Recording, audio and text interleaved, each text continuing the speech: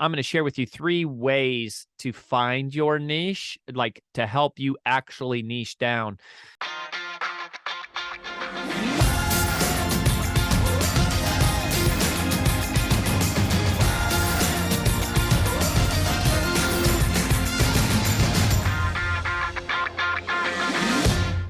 My first takeaway was one of the things that Chris said early on, which is just going, how do you become someone's favorite?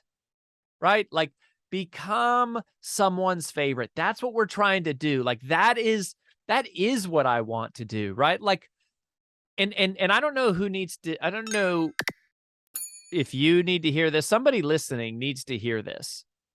You don't need to have millions of followers. You don't need to have millions of downloads. You don't have to have hundreds of employees. You don't have to. Like, you don't need those things. And in many cases, the chasing of those things, I think, is what holds us back from actually receiving and achieving and accomplishing the things that are meant for us, because we're like caught in this distant facade and dream of like, oh, we have to change the whole world, that we're missing out on like, we can change the lives of the people that are right in front of us. We can be someone's favorite. And that's what I want to be, right? Like, of course I want to have, reach more people and have more people buy our books and listen to this podcast and follow us on social media and join our email list. Yeah. We're generally speaking, we're moving in the direction of more of those people, but getting consumed with that is really risky business. It's really dangerous because it pulls you away from, what I think Chris was talking about, or at least what it made me think about when he said, how can you become someone's favorite, right? Like, you go, maybe you won't have millions of podcast listeners, but you're going to have hundreds of people that your show is their favorite show, right? Your book is their favorite book. Like, listening to you speak or watching your reels or, your TikToks or your YouTube shorts or your YouTube videos or reading your blog, you're their favorite. How do you become their favorite? It's actually way easier than people think. It's easier to become somebody's favorite by serving a more narrow group of people, because there's a couple reasons why. And I asked Chris this question, and I liked the answer that he gave. And I've got another answer that I wanted to share with you. Is I said, why do you think that is? I said, why is it that the more you niche down, the more, the quicker you have success, and like the more financial success you experience quickly? And he said, well, I think a lot of it is language, right? And I think that's a part of it for sure. Like, we use the term native tongue. Like, you're able to use terminology that your audience relates with, and they go, oh, you serve me, like I'm your person. And when your audience can show up and they know, oh, you talk to me like I'm your person, then it just creates this really quick, intimate bond, because you're sharing their language that they understand, and that's super powerful. But the other thing, as I was thinking about the question I asked him, which is, why does it work so much better to niche down rather than to go like, broad market? Like, what is it about that? What I realized is that I think the real thing that's happening there is, when you serve a smaller market, you have more opportunity and more availability and more specificity in being able to serve them in a deeper way. When you serve a narrow market, you can serve them in a deeper way, because when you serve a small group of people and you just ask, what's the next thing they need? What's the next thing they need? Then all of a sudden you can fully like own it and step into it and be a part of it and go, oh, this is what they need. And part of what's making me think about this is the book tool, the book launch tool, right? So we are doing, book launches, and one of the things we've been helping people with, and we've been doing it so much that it's like, oh, they need a template for this, and they need a template for this, and they need a template for this. And it's like, through the process of coaching people on such a narrow, specific part of their business, we've been able to create these incredible tools that we never would have thought to create if we were just sort of like serving the whole world. But it's like the more we get specific on going, yeah, like, I mean, if somebody's launching a book like Brand Builders Group, I mean, we might be the best in the world at this. And we've just done it so much. And, I mean, just this year, I mean, we've had 4 clients, Ed Milet, Eric Thomas, Tom and Lisa Bilyeu, and Lovey Ajayi Jones. We had 4 clients just this year that we've helped hit the New York Times, Wall Street Journal, and or USA Today bestseller list. So it's like, we've just been living in this, for this season, especially recently, that it's like, golly, for whatever reason, those have come to us, and we've been, we're developing this depth, this real depth of knowledge. You can't do that when you're trying to serve all different types of people and cater to all different types of businesses, because you have to sort of stay super high level, because, it's sort of like there's this plane of, there's principles that you can teach, and then there's practices.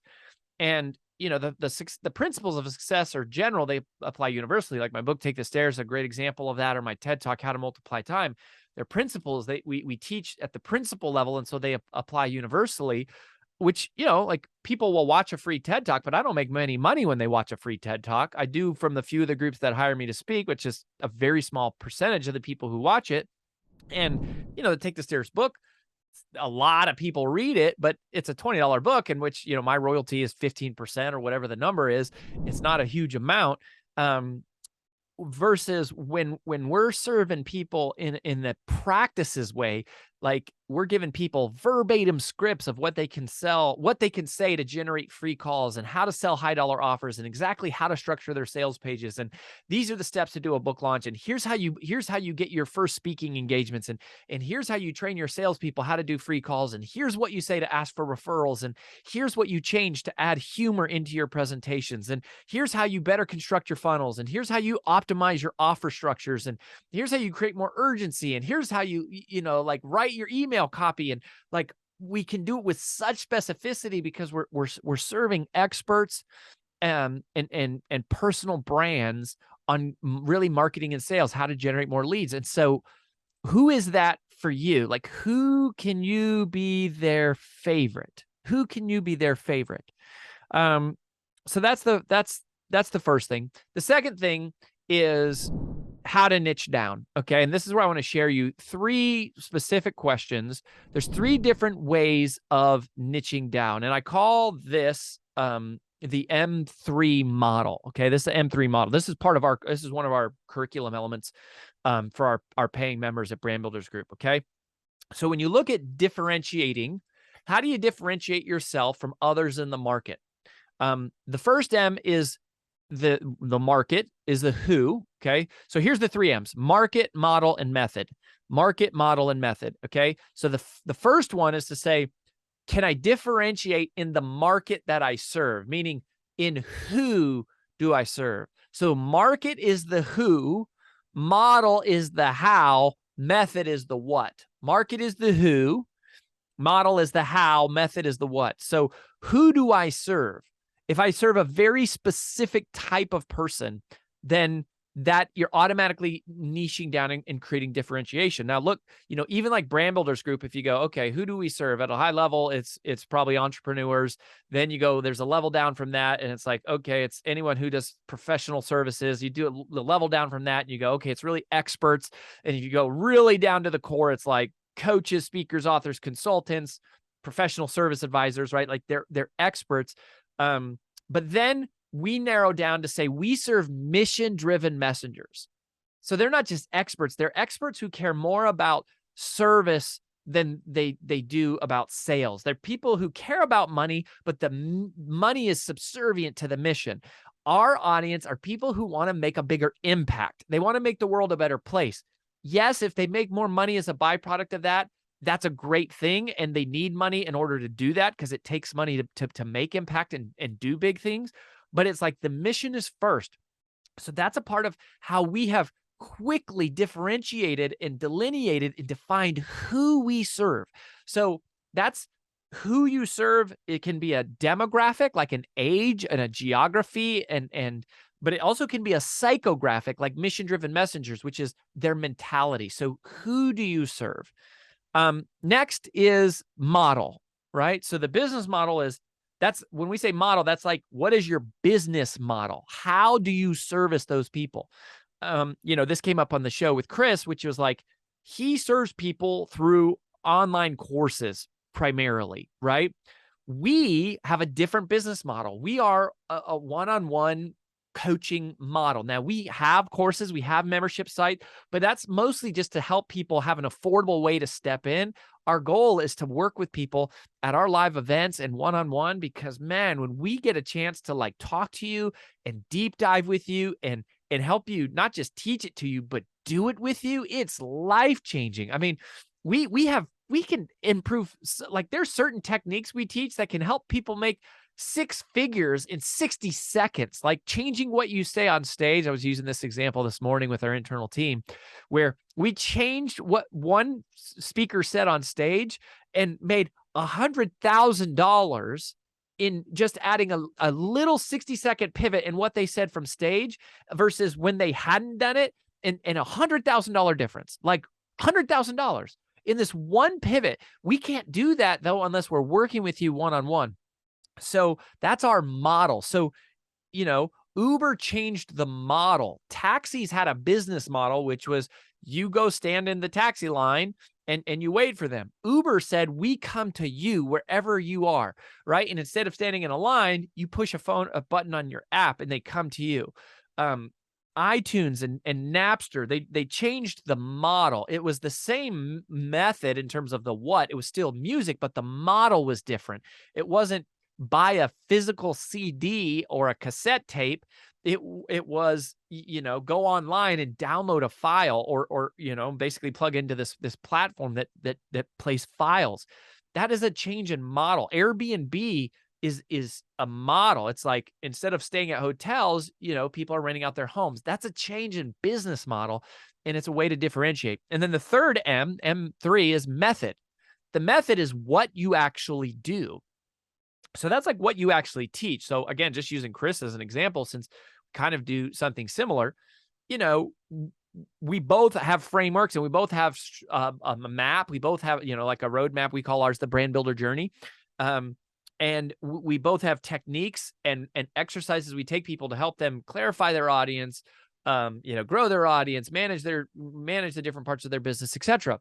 But what we do is actually different. The models that he teaches are ones that he's come up with that have worked for him and his clients. The ones that we teach are different. We have the 15 P's of copywriting. We have your content diamond for managing social media. We have the modular content method for writing your whole book in like 2 days.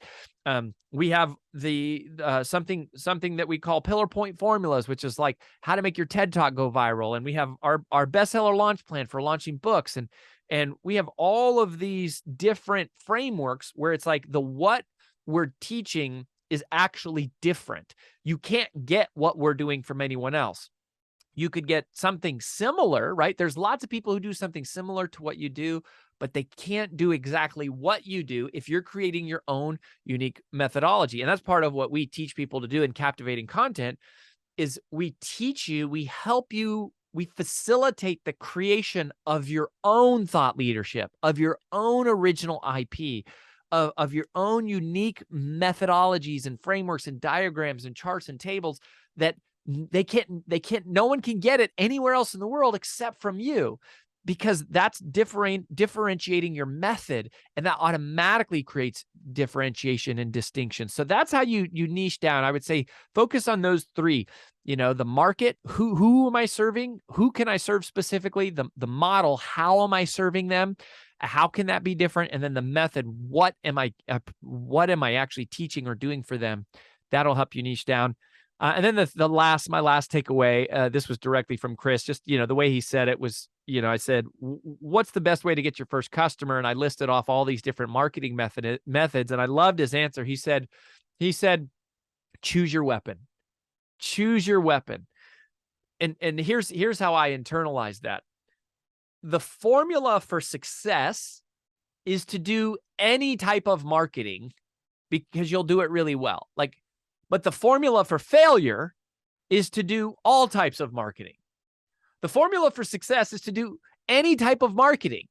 But the formula for failure, the formula for failure is to do all types of marketing. Meaning, if you do all of them, none of them you're not going to do any of them well. So you can take any of them and focus on them and do them really well, and it will work, right? Like, you can become a master of cold calling. You can become a master of sending direct messages, of email marketing, of social, of podcasting, of YouTube, of LinkedIn, of whatever. But if you try to do all of them at the same time, it's not going to work. Like, it's just, you're not optimizing for your resources, like, especially if you're a small business. So the formula for success is to do any type of marketing. The formula for failure is to do all types of marketing. So choose your weapon. Choose one form of marketing. Choose one platform, one technique, one strategy. Learn it. Do it really, really well. And if you come to Brand Builders Group, we're going to teach you how to get referrals, and we're going to teach you how to go out and do presentations, because we know that is the fastest path to cash for high dollar offers is referrals from friends and family. And we're going to teach you exactly what to say, when to say it, how to say it, who to say it to, verbatim, right, in our pressure-free persuasion course. And we're going to teach you how to create world-class presentations that drive massive trust and leads immediately into your business, using our world-class presentation craft training, which is based on brand DNA. So, but whatever it is, choose your weapon and just do one really, really well, and you will succeed. The riches are in the niches. This is counterintuitive that by narrowing down your focus, you will make more impact, more money, and just more of a difference in the world. So don't be afraid to just let go and say, you have permission to not need or chase millions of followers.